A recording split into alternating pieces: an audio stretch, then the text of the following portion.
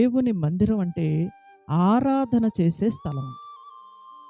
అక్కడ ఆరాధన చేస్తే ఆయన మన స్తుతుల సింహాసనంపై ఆసీనులై దిగి వస్తారు. ఇశ్రాయేలీలు ప్రజలు దేవుని ఆరాధన చేయటం మానేశారు. దేవుని మందిరాన్ని పాడుపెట్టేశారు. వ్యర్థమైనటువంటి వాటిని అన్నిటినీ మందిరంలోకి తీసుకొచ్చారు. మందిరపు తలుపులు మూసేశారు.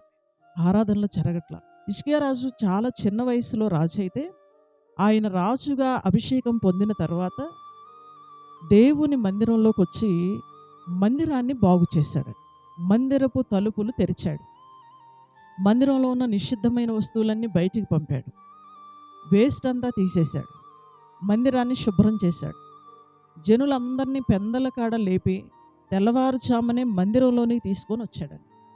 అధికారుల్ని, నాయకుల్ని, పట్టణంలో ఉన్న ప్రజలను అందరినీ సమకూర్చి తెల్లవారుజామునే మందిరానికి తీసుకొచ్చాడంట. దేవుని దృష్టికి హిజ్కియా రాజు యథార్థంగా ప్రవర్తించాడండి. నమ్మకంగా ప్రవర్తించాడు.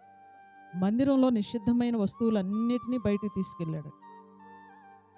యెహోవా దృష్టికి ప్రజలందరూ చెడు నడత నడిస్తే ఇది కరెక్ట్ కాదు అని సరిచేశాడు. మందిరం తలుపులు తీశాడు. మందిరాన్ని బాగు చేశాడు.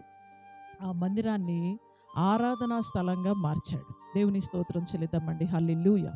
ఈరోజు చాలా మందిరాలను మనం చూస్తే రకరకాల వాటికి మందిరాలను ఉపయోగపెడుతూ ఉన్నారు.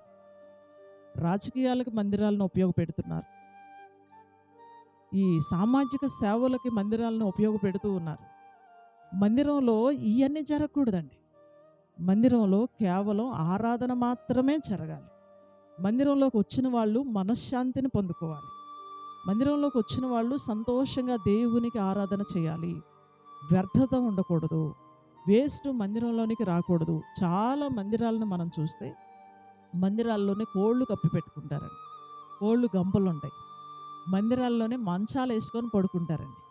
చాలా స్థలాల్లో మందిరాలు చూస్తే నిజంగా చాలా బాధాకరంగా ఉంటుంది. అవి చెప్పడానికి కూడా చాలా విషాదకరంగా ఉంటుంది. దేవుని మందిరమే, కానీ అక్కడ ఆరాధన జరగదు. ఈ వేస్ట్ అంతా కూడా హిజ్కియా రాజు బయటికి పంపించేశాడు. మనుషుల యొక్క చెడుతనాన్ని ఖండించాడు. ప్రజలందరినీ, అధికారులందరినీ మందిరానికి సమకూర్చాడు.